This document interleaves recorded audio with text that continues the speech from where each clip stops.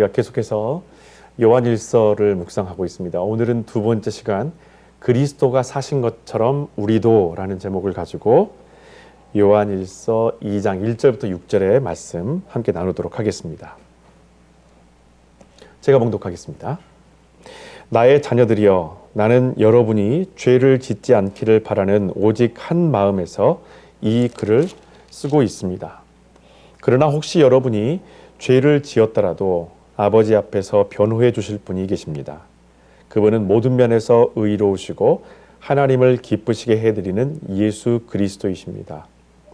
그리스도께서는 우리가 죄를 지어 받아야 할 하나님의 진노를 대신 자신이 받으셨습니다. 우리 죄를 용서하시려고 몸소 희생 제물이 되심으로써 우리를 하나님과 사귈 수 있는 자리로 인도해 주셨습니다. 우리만을 위해서가 아니라 온 세상을 위해 그렇게 하신 것입니다. 우리가 하나님 안에 있다는 것을 어떻게 확신할 수 있겠습니까?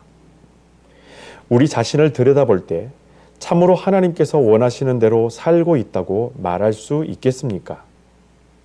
그분이 말씀하시는 것을 실천하지 않는 사람은 거짓말을 하고 있는 것입니다.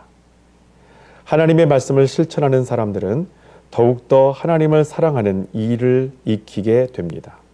이것이 바로 여러분이 정말 하나님을 알고 있느냐 아니냐를 분간하는 방법입니다. 6절 다 같이 읽겠습니다.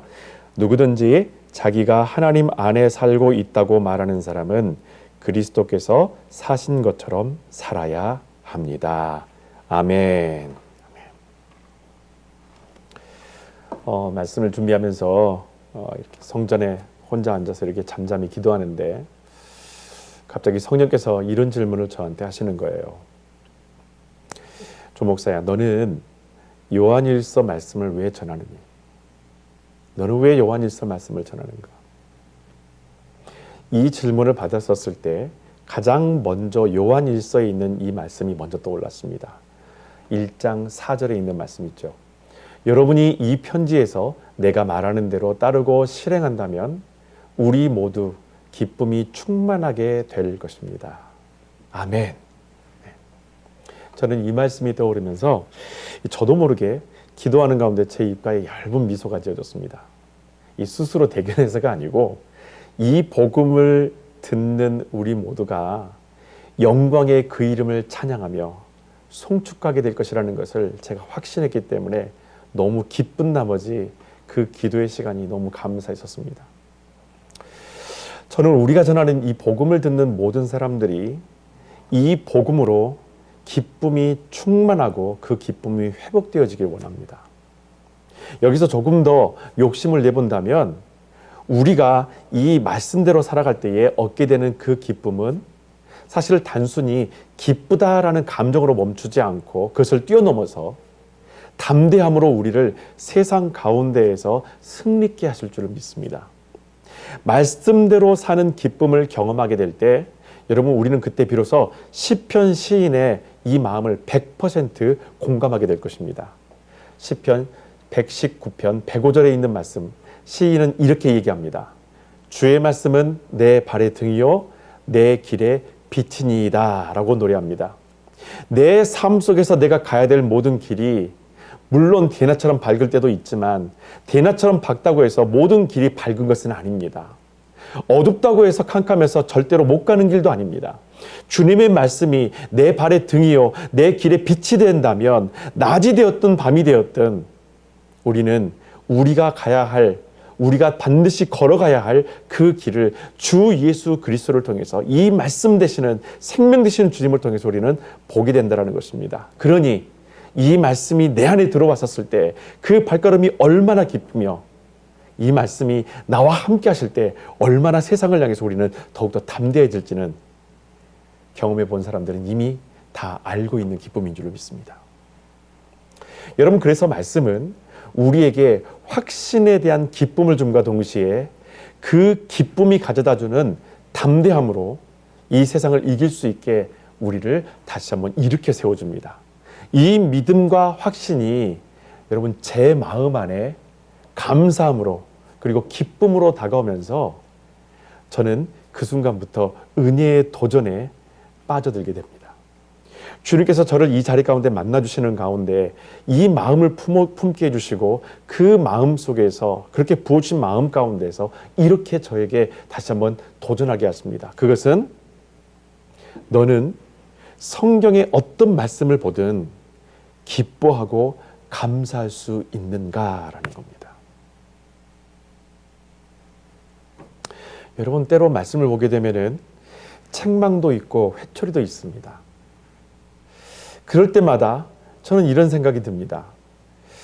제가 학창시절에 선생님이 우리 친구들을 단체로 매를 때리신 적이 있습니다. 뭐 성적이 되었든 아니면은 떠들어서 그렇든 선생님께서 우리를 매를 때리시는데, 매를 때리시고 나서 보통 한 3대 정도, 많으면 5대 정도를 전부 다 맞을 때가 있었는데, 그때 선생님이 이렇게 말씀하십니다. 맞고 나서 들어갈 때 감사합니다라고 인사하라고. 주님이 저에게 주신 이 도전을 통해서 저는 제 마음속에 이런 마음이 들었었어요. 그때처럼 선생님께 매맞고 자리로 돌아가면서 나는 이 말씀의 책망을 듣고도, 이 말씀의 회초리를 내가 맞았어도 감사합니다라고 진심으로 고백할 수 있을까?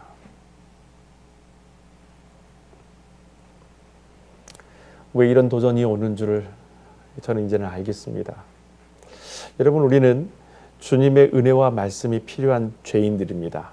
여러분, 죄인이라는 이 말에 대해서 거부감을 갖지 마십시오. 그냥 우리 자체의 존재의 아이덴티티입니다. 주님이 이끄시는 그 길과 정반대로 걷고 싶어하는 호기심 많은 죄인이기 때문에 사실은 이거는 아주 특이하거나 낯선 이름이 아닙니다. 우리는 이미 그런 죄인으로서 살아가고 있다 뿐이지 누구도 우리들한테 향해서 당신은 죄인입니다라고 이야기해 준 사람은 없습니다. 하나님의 말씀 외에는.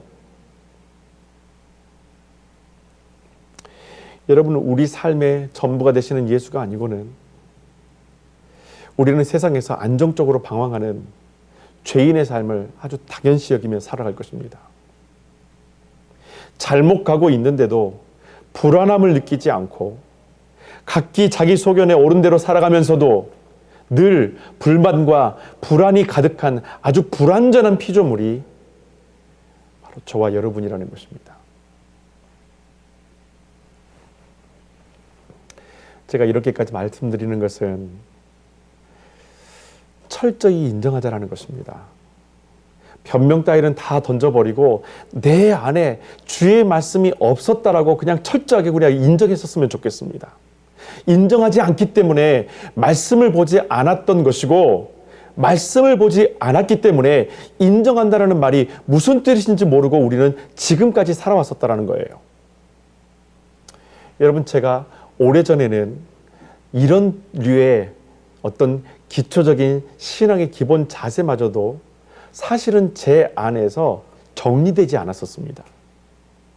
제가 이 말에 대해서, 제가 여러분에게 이렇게 성토했었던 이 말에 대해서 청소년들은 그렇다 치더라도 적어도 성인들은, 어른들이기 때문에 잘 알겠지라는 그 마음에 제가 말하는 것을요, 의도적으로 사실은 피했던 적이 많아요. 제가 잘못 판단한 것에 대해서 저는 이 자리에서 인정합니다. 주님이 주신 마음이 아닌 제 판단과 저의 부족함이 만들어낸 어이없는 실수가 바로 그때의 순간이었습니다. 저에게 주신 이 성경 66권의 말씀으로 제가 걸어야 할 그 길을 비추지 않았기 때문에 저는 늘상 헛디뎠었고, 제가 생각하는 것이 옳다라고 생각했었던 그런 신앙 가운데 사로잡혔던 것이 지난날의 저의 모습이기도 합니다. 그래서 저는 이 자리에서 다시 한번 인정합니다. 하나님 앞에 인정합니다. 하나님, 그때 제가 제 판단과 제 생각으로 모든 것을 결정하고 모든 것이 옳다라고 생각했었던 것을 아버지 앞에 저는 인정합니다라는 거예요. 여러분, 사도 요한은 저처럼 한순간에 죄의 길을 오락가락하는 우리 모두에게 이 복음을 전하는 분명한 목적이 있음을 밝힙니다.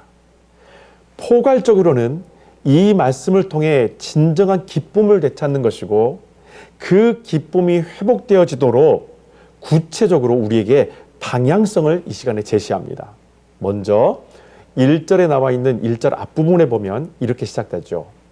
나의 자녀들이여, 나는 여러분이 죄를 짓지 않기를 바라는 오직 한 마음으로 이 글을 쓰고 있습니다.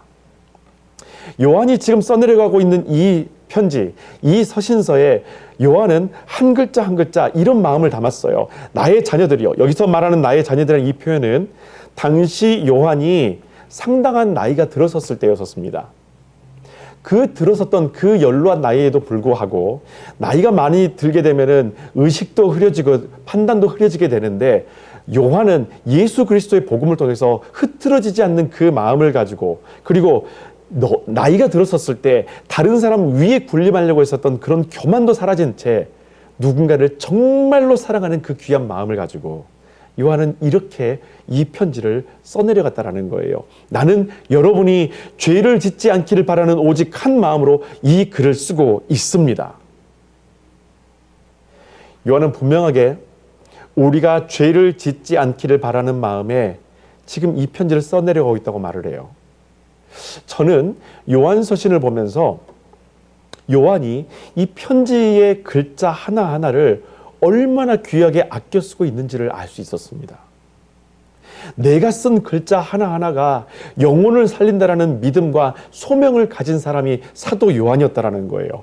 오늘 내 입술에서 터지는 이 모든 말들, 내가 나누는 모든 이야기들, 내가 그리고 전하는 모든 문자 메시지들, 이 글자 하나하나가 한 영혼을 살릴 수 있는 것인가? 내 말 한마디 한마디가 내 가정을 살리고 교회를 살리고 내게 허락하신 영혼들을 이 지역사회를 위해서 섬길 수 있는 생명력 있는 말로 나는 이 말들을 사용하고 있는가?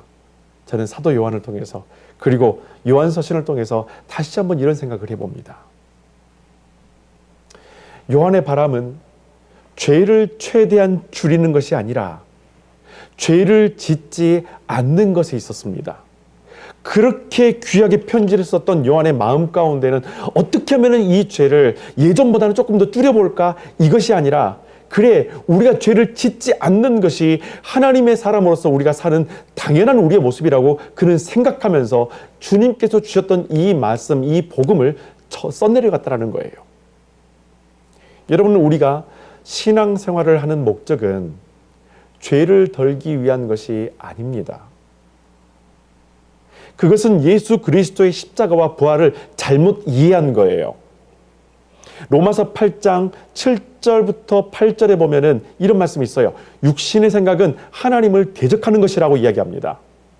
그래서 아직도 옛날의 죄에 물든 자아의 지배를 받아 육신의 욕망대로 따라가는 자는 결코 하나님을 기쁘시게 할 수 없다라고 분명하게 우리한테 얘기합니다. 여러분, 이것이 육신의 실체예요. 사람은 자기 몸 하나 제대로 가르지 못합니다. 가장 좋은 것이 무엇인지 생각은 하면서도 내 생각의 그 통제에 내 몸을 맡기는 것을 그렇게 싫어합니다. 오히려 그것을 속박이라고 여긴다는 거예요. 그럴 때 자주 쓰는 말이 있죠. 그래, 살면 얼마 산다고. 내가 살면 얼마 산다고 그렇게 답답하게 살아. 그렇게 통제된 삶을 살아. 그렇게 억압된 삶을 살아. 그렇게 말씀에 꼭 쥐어짜면서 그렇게 살아야 돼. 내가 살면 얼마나 산다고. 과연 그럴까요? 여러분, 제가 안타까운 얘기인데 이 말씀을 꼭 드리죠. 여러분, 지구에서의 삶은 짧지만 그 이후의 삶은 영원합니다. 내가 하고 싶은 대로 살아가는 이 자유의 시간의 끝이 얼마 남지 않았습니다. 그 이후엔 구원받은 하나님 나라 백성으로 영원히 주를 찬양하며 살든지, 아니면 내 마음대로 썼던 이 자유의 시간에 대한 페이백을 하며 살게 될지, 우리는 분명히 두 가지 인생 가운데 영원한 삶을 살게 될 것입니다. 우리는 죄에서 완전히 벗어날 수는 없습니다. 그래서 그 올무를 벗어버리기 위해 우리는 말씀과 씨름하면서 바울의 고백처럼 날마다 죽는 겁니다. 그럼에도 우리는 넘어짐을 피하지는 못하죠. 열심히 말씀대로 살려고 몸부림치던 사람이 넘어짐을 경험할 때 느끼는 이 죄책감은 세상 그 어떤 짐보다 무겁고, 특별히 사단은 그 위에 올라타서 우리의 몸을 절대로 일으키지 못하도록, 우리의 마음조차도 무너지게 만들도록 철저하게 우리를 짓밟아 버립니다. 하지만 복음, 이 생명의 복음은 극적인 반전을 우리에게 보여줘요. 요한은 우리가 직면한 이 넘어짐에 대해서도 결코 낙심치 말라고 분명히 우리한테 이렇게 얘기합니다. 자, 1절 후반부에 보면, 그러나 혹시 여러분이 죄를 지었더라도 아버지 앞에서 변호해 주실 분이 계십니다. 그분은 모든 면에서 의로우시고 하나님을 기쁘시게 해드리는 예수 그리스도이십니다. 아멘. 아멘. 사단은 우리가 넘어짐을 통해서, 야, 너 교회 다니는데, 너 목사인데, 너 집사인데, 너 권사인데, 너 교회 중직자인데, 너 오랫동안 교회를 다녔었는데 그 실수를 네가 범하니? 우리의 죄에 대해서 끊임없이 정죄하고 그 죄에 대한 죄책감을 우리 가운데 끊임없이 쌓일 수 있도록 우리를 계속 짓누릅니다. 근데 사도 요한은 우리한테 이렇게 말합니다. 우리에게는 예수 그리스도가 계십니다. 우리에게는 예수 그리스도가 계십니다. 여러분이 어떤 죄를 지었더라도 그 죄에 대해서 변호해 주실 분이 계십니다. 왜냐하면 그분은 모든 면에서 의로우시고 하나님을 기쁘시게 해드리는 분이기 때문입니다. 바울도 여기에 이구동성으로 고린도전서 1장 8절에 이렇게 얘기합니다. 주께서는 자신이 다시 오시는 날 여러분이 죄와 허물이 없는 자로 바르게 설 수 있도록 끝까지 책임져 주십니다. 아멘. 주님이 책임져 주실 줄로 믿습니다. 주님이 우리의 삶을 지금 책임지시는 줄로 믿습니다. 요한복음 17장 9절부터 10절에 있는 말씀 함께 우리가 읽어보도록 하죠. 나는 이 세상을 위해서가 아니라 아버지께서 내게 주신 그 사람을 위해서 간구합니다. 그들은 아버지의 사람들입니다. 그들 모두가 내 사람이 됐으니 아버지의 사람들입니다. 아버지께서 가지신 모든 것을 아낌없이 주시듯 그들을 내게 돌려주셨으므로 그들은 내 영광입니다. 아멘. 요한복음 17장 9절부터 10절에 있는 이 말씀 안에 나와 있는 그 제3자에 대한 3인칭 표현을 우리의 이름을 넣어서 여러분 다시 한번 읽어보십시오. 주님이 얼마나 우리를 사랑하시는지, 그 사랑이 얼마나 깊은지를 우리는 이 말씀을 통해서, 사도 요한의 이 복음서와 사도 요한의 서신서를 통해서 또다시 우리는 그 감격을 맛보게 된다는 겁니다. 그래서 주님은 아버지께 간절히 이렇게 기도하셨죠. 이것 또한 요한 복음서에 나와 있습니다. 17장 11절에 아버지께서 내게 주신 모든 사람들을 돌보셔서 아버지와 내가 하나인 것 같이 그들도 하나가 되게 하시고 잃어버리지 않게 하소서. 이러한 주님의 간구와 우리를 향한 당신의 목적은 십자가를 지심으로 그것이 진실하다라는 것을 우리에게 다시 몸소 보여주십니다. 2절에 있는 말씀입니다. 그리스도께서는 우리가 죄를 지어 받아야 할 하나님의 진노를 대신 자신이 받으셨습니다. 우리 죄를 용서하시려고 몸소 희생 제물이 되심으로써 우리를 하나님과 사귈 수 있는 자리로 인도해 주셨습니다. 우리만을 위해서가 아니라 온 세상을 위해 그렇게 하신 것입니다. 아멘. 나는 아무것도 하지 않고 하고 있던 주님과의 교제도 멈췄는데 주께서 일하시고 은혜 베푸시는 것을 경험할 때가 분명히 우리가 있습니다. 매일 삶 속에서도 아마 이런 일들이 자주 반복되는 사람들도 있을 것입니다. 정말 아무것도 안 했는데, 주님과의 어떤 교제도 사실은 멈춰졌는데 주님께서는 끊임없이 일하시고 그 은혜 베푸시는 것을 매일매일 경험한다는 거예요. 여러분, 하나님이 그렇게 하시는 것을, 그분이 정말 나를 사랑하시니까 정말 나에게 이렇게 베푸시는구나, 정말 내가 사랑받고 있구나, 이걸 여러분 당연하게 여기시거나 멍하니 감탄만 하면서 바라보지 마십시오. 그렇게 은혜를 베푸시는 것은 우리에게 나는 쉬지도 잠들지도 않으면서 널 위해 일하고 있다는 것을 말씀하시는 것입니다. 다시 말하면 깨어서 일어나 나와 함께 동행하라는 주님께서 우리에게 베푸시는 당신의 메시지인 줄로 믿습니다. 머물러서 게으르게 그것을 당연스럽게 여기며 하나님의 사랑이라고 하나님의 은혜라고 혼자서 그것을 만끽하지 마시라는 겁니다. 주님께서 우리에게 베푸시는 것은 함께 걷자라는 거예요. 그렇게 보여주시는 것은 나도 지금 일하고 있으니 너도 깨어라라는 것입니다.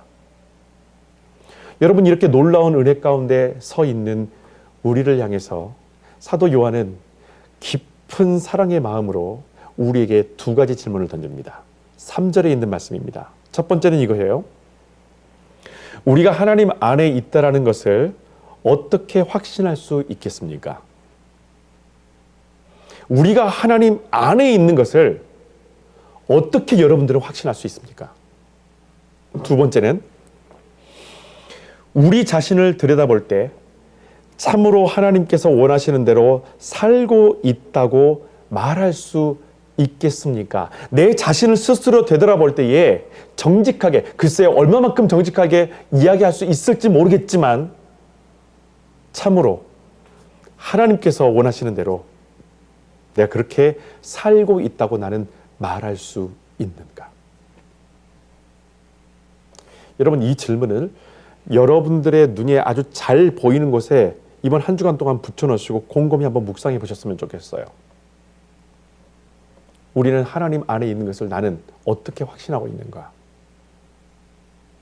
또 한 가지, 내 자신을 들여다볼 때 나는 참으로 하나님께서 원하시는 대로 나는 지금 살아가고 있는가? 나는 그렇게 살아가고 있다고 나는 말할 수 있는가? 요한은 이 두 가지 질문을 던지고서 우리가 생각할 수 있도록 아주 중요한 힌트 하나 던져줍니다. 4절입니다. 그분이 말씀하시는 것을 실천하지 않는 사람은 거짓말을 하고 있는 것입니다. 가만히 앉아서 이런저런 생각과 상상만으로 앞에서 방금 읽었었던 3절에서의 이 두 가지 질문에 대답을 찾으려고 하지 마십시오. 모든 질문의 의문과 그 질문에 대한 답은 말씀 안에 나와 있습니다. 핵심은 내가 말씀을 보고 있느냐, 말씀을 보고 있지 않느냐로부터 시작된다라는 거예요. 방금 앞에서 3절에서 나눴던 그 두 가지 질문은 우리에게 이렇게 다시 한번 질문을 던집니다. 너는 말씀 안에 서 있는가? 말씀을 지금 보고 있는가?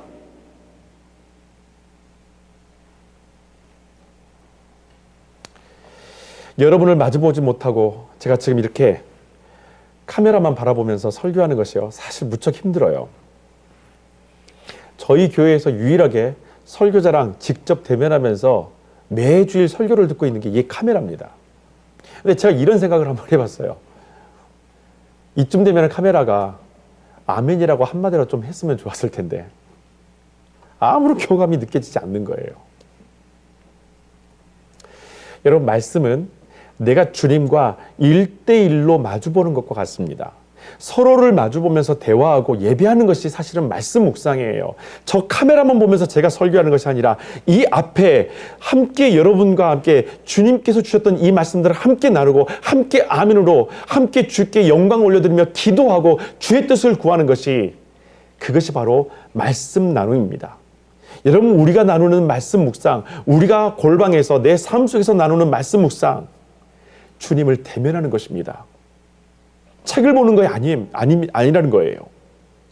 여러분, 말씀 묵상 없는 신앙생활은 효능 없는 약병을 들고 다니면서 일방적으로 혼자서만 떠드는 약장수와 같습니다.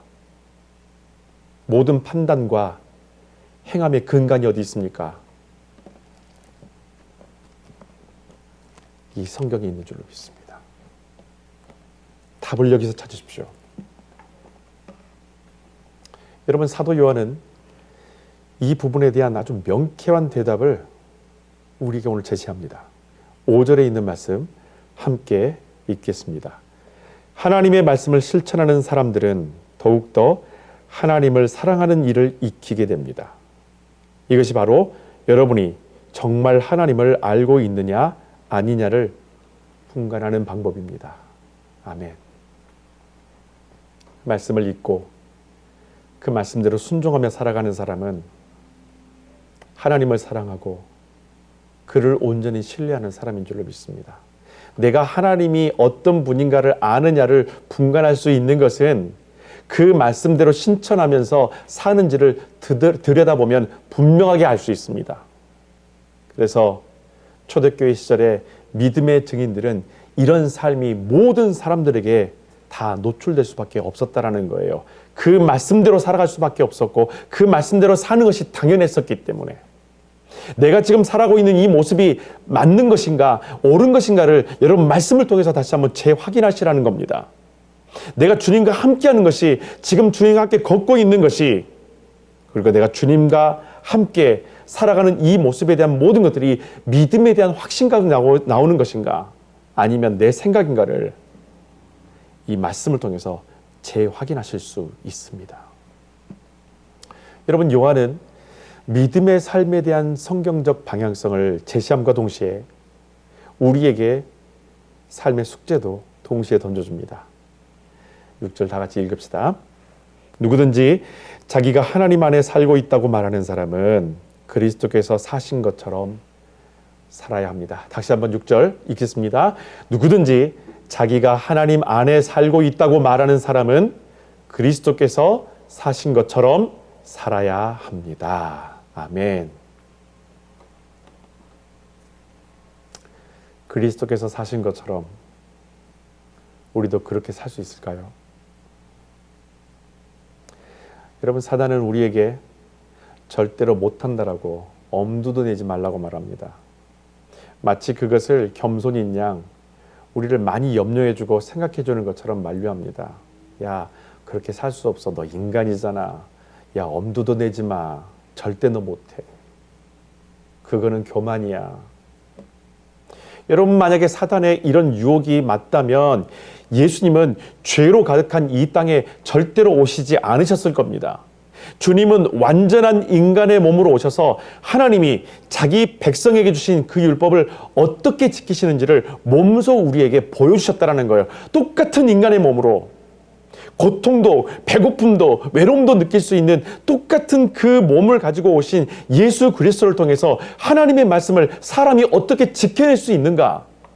그리고 그 하나님의 말씀은 그 율법은 어떤 것인가? 그 율법의 말씀의 진정성이 무엇인가를 예수 그리스도의 삶을 통해서 우리에게 보여주셨다는 것입니다. 곧 이것은 우리가 그 말씀대로 우리 주님처럼 살아갈 수 있다라는 분명한 증거인 줄로 믿습니다. 그래서 성경은 우리에게 이렇게 말합니다. 빌립보서 2장 5절부터 8절에 있는 말씀입니다. 다 같이 함께 읽겠습니다.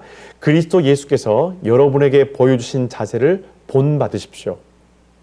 그리스도께서는 하나님이시면서도 하나님으로서의 권리를 요구하거나 거기에 집착하지 않으셨습니다.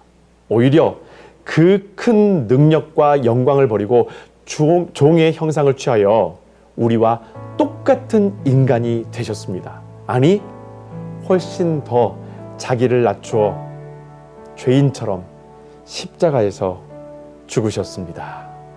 아멘.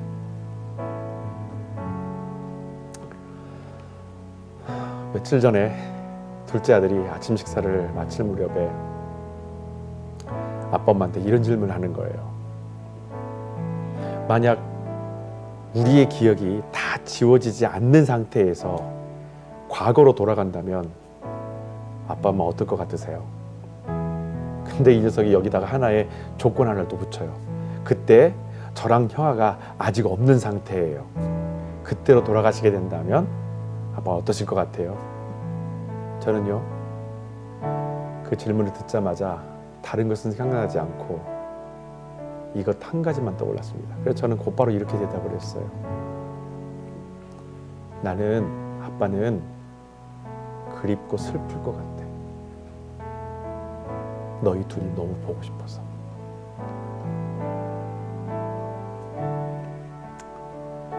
여러분, 우리는